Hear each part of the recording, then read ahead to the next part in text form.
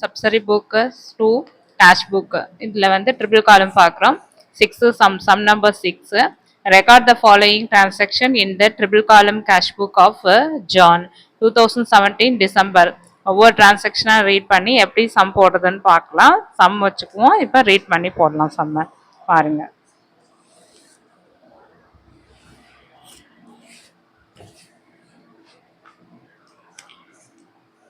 Unit 7ல sum number 6 in the books of Mr. John cash book triple காலத்துல எப்படி heading போடுறதுன்னு பாருங்க டேட் டெபிட் சைடு இது டெபிட் சைடு அதனால டிஆர் போட்டிருக்கேன் டேட் ரெசிப்ட் ஆர்என் எல்எஃப் அமௌண்ட்னு போட்டு டிஸ்கவுண்ட் அலவுடு கேஷ் பேங்க் இப்போ கிரெடிட் சைடில் date payment VN LF discount received cash பேங்க்னு எழுதிக்கணும் அமௌண்ட் எழுதிக்கணும் ஸோ நெக்ஸ்ட் இப்போ சம் பார்க்கலாம் first dated 2017 December 1 cash balance brought forward rupees 12,600 கொடுத்துருக்காங்க நம்ம டெபிட் சைடில் 2017 டிசம்பர் 1 போட்டு 2 பேலன்ஸ் ப்ரா டவுன் கேஷ் காலத்தில் 12,600 போடணும் next first date bank overdraft brought ஃபார்வர்டுன்னு கொடுத்துருக்காங்க பேங்க் ஓவர் டிராப்பாக இருந்தால் அது பையில் வரணும் 2017 டிசம்பர் 1 பை பேலன்ஸ் ப்ராட் அவுண்ட் பேங்க் காலத்தில் 36,000 வேல்யூவேஷன் எழுதணும் next date 1 advance paid to petty cashier by செக்குன்னு கொடுத்துருக்காங்க அதனால கிரெடிட்டார் சைடில் December 1 by petty cashier rupees 3,000 it's செக்கா பே பண்ணியிருக்கிறதுனால நம்ம 3,000 பேங்க்ல நம்ம எழுதணும் next date 5 goods sold for cash sold பண்ணும் போது what comes in is cash is comes in creditor sales வந்து கிரெடிட்டார்ல இருக்கு நம்ம டெட்டாருக்கு கொண்டு வரணும் த டேட் 5th டெட்டார் சைடில் டெபிட் சைடில் 2 சேல்ஸ் அக்கௌண்ட்னு எழுதி இஸ் அமௌண்ட் கேஷ்ல வந்து 12,000 எழுதணும் so next 7th 1 date dividend on shares collected by the banker கொடுத்துருக்காங்க வேல்யூஷன் இஸ் 1000 இது எங்க வரணும் அப்படின்னா இஸ் பேங்க்ல வந்திருக்கனால 2 டிவிடெண்ட் ஆன் ஷேர் கிரெடிட்டார்ல இருக்கு நம்ம டெட்டார்ல கொண்டு வரணும் 7th date 2 dividend on shares எழுதி அதோட வேல்யூஷனை எங்க எழுதணும் அப்படின்னா பேங்க்ல எழுதணும் ₹1000 date 13 cash paid into bank பேங்கும் கேஷும் வருது அப்படின்னா அது கான்ட்ராவா இருக்கும் அதனால கேஷ் வந்து எங்கவா இருக்கு கிரெடிட்டார்ல இருக்கு நம்ம டெட்டாருக்கு கொண்டு வரணும் டேட் 13 2 கேஷ் அக்கௌண்ட்னு எழுதி சி கான்ட்ரான்னு எழுதி கேஷோட வேல்யூஷனை எங்க எழுதணும் அப்படின்னா இஸ் 10,000 பேங்க் காலத்துல எழுதணும் உடனே அதே டேட்டு கிரெடிட் சைட்ல 13 பை பேங்க் அக்கௌண்ட்னு எழுதி அதோட வேல்யூஷன் 10,000 கான்ட்ரா சின்னு எழுதி எல்எஃப் காலத்துல சின்னு எழுதி கேஷ் காலத்துல 10,000 எழுதணும் கான்ட்ரா வந்தாதான் ரெண்டு சைடுமே டெபிட் சைடும் கிரெடிட் சைடும் கட்டாயம் ரெண்டையும் எழுதணும் சி கான்ட்ரா போட்டே ஆகணும் இந்த சமுக்கு so next one is 14 interest charged by the bank for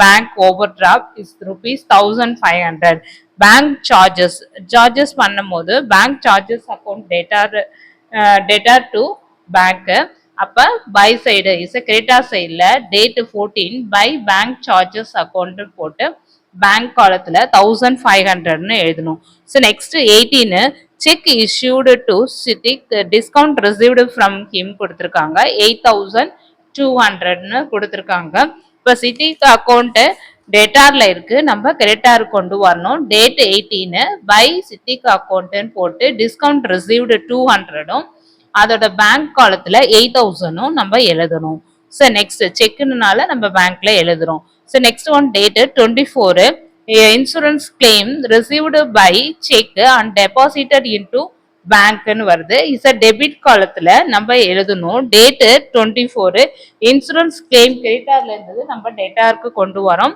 2 insurance claim அக்கௌண்ட்னு போட்டு எங்க எழுதணும் அப்படின்னா பேங்க் காலத்துல 17,000 எழுதணும் so next 28th date cash received from Bhaskar discount allowed to him கொடுத்துருக்காங்க 15,115 கொடுத்துருக்காங்க பாஸ்கர் அக்கௌண்ட்டு எங்க வருது, கிரெடிட்டார்ல வருது. இங்க கொண்டு வரும்போது டெட்டாருக்கு நம்ம கொண்டு வரணும். 28 date to Bhaskar account discount allowed 150யும் அதுக்கு அடுத்தது கேஷ் காலத்துல 15,000ம் நம்ம எழுதுறோம். ஏன்னா கேஷ் ரிசீவ்டு தான் கொடுத்துருக்காங்க, அதனால கேஷ்ல எழுதுறோம். Next date 31 deposited into bank all cash excess rupees 18,600ன்னு கொடுத்துருக்காங்க. 18,600 எக்ஸஸா அமௌண்ட் வேல்யூஷன் கொடுத்துருக்காங்க. டேட் வந்து 31 கொடுத்துருக்காங்க. ஸோ 18,600 கிரெடிட்டார் சைடில் நம்ம எழுதணும். 31 போட்டு பை பேலன்ஸ் கேரி டவுன் எழுதி அது 18,600 எங்க எழுதணும் அப்படின்னா உங்களுக்கு பேங்க் கேஷ் காலத்துக்கு நேரம் எழுதணும். கேஷ் காலத்துக்கு நேரம் 18,600 எழுதணும். இப்போ நம்ம டோட்டல் கால்குலேட் பண்றோம். வேல்யூவேஷன் டோட்டல் கால்குலேட் பண்ணோம். நெக்ஸ்ட் ஒன்று date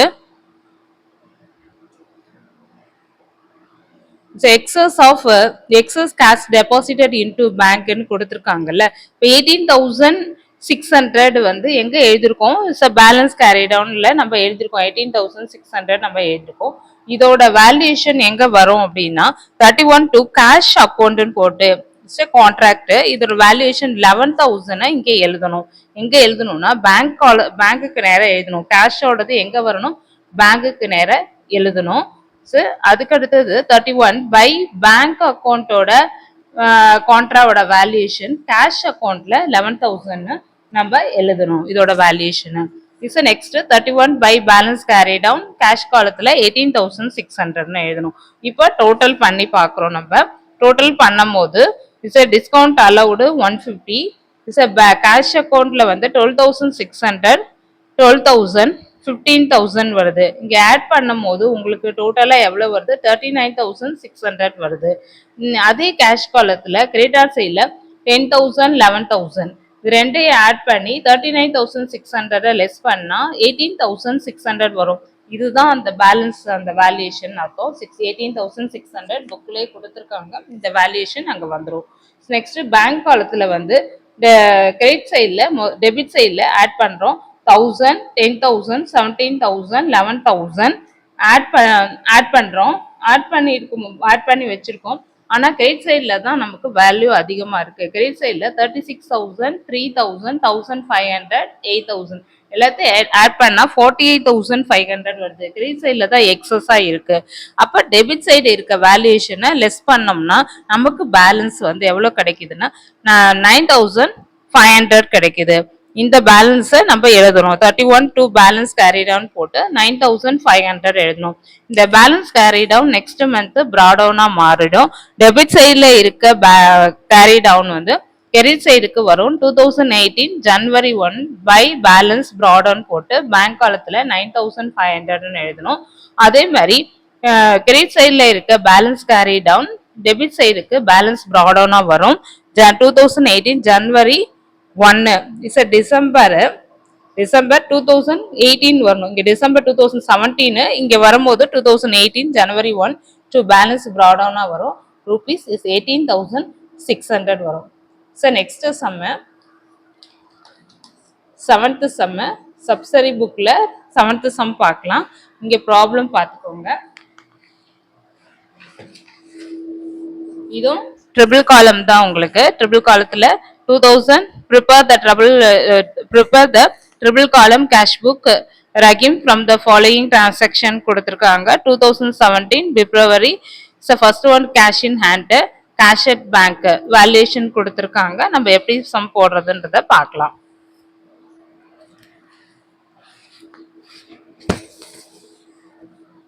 Sum number 7ல in the books of Mr. Ragim on book cash book triple column இதே மாதிரியே debtor side and creditor side open பண்ணணும்.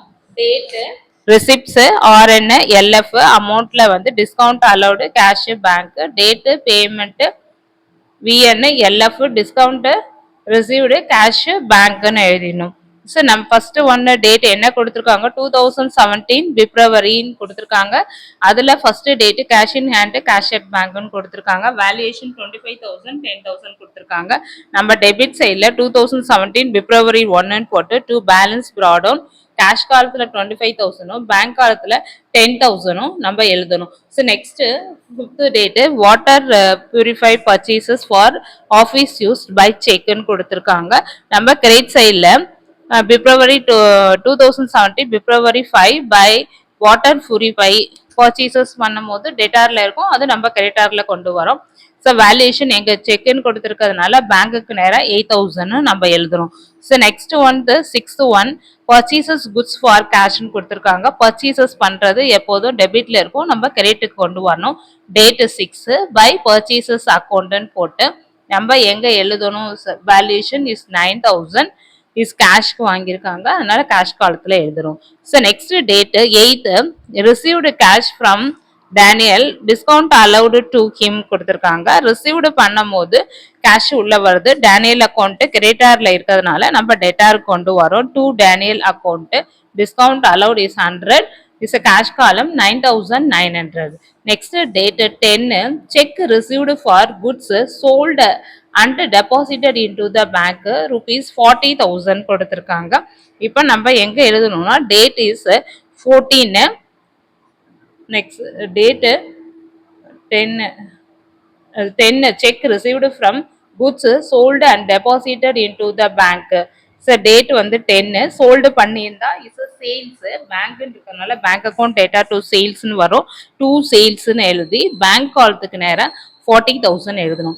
Next date 12 paid to Amala by cheque discount received from ஹேர்னு கொடுத்துருக்காங்க. நம்ம என்ன எழுதணும் அப்படின்னா 12th கிரெடிட் சைடில் 12th date by Amala account discount received வந்து 500 பேங்க்ல வந்து 14,500 நம்ம எழுதுவோம்.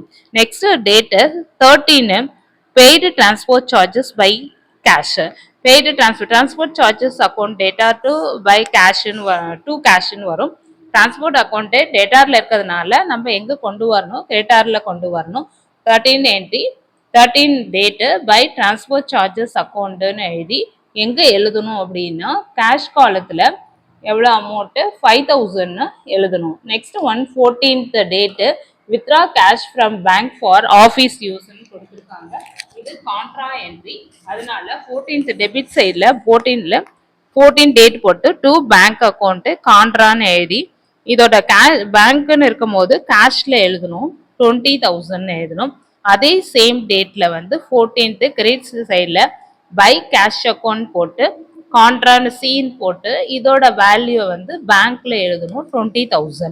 Next date 24 check received from Kumar and deposited into bank rupees 15,000 கொடுத்துருக்காங்க. டெபாசிட் பண்ணும்போது த டேட் இஸ் 24 எழுதி டு டெபிட் சைடில் டு குமார் அக்கௌண்ட்னு எழுதி பேங்க்ல 15,000 பேங்க் காலத்துல எழுதணும் 15,000.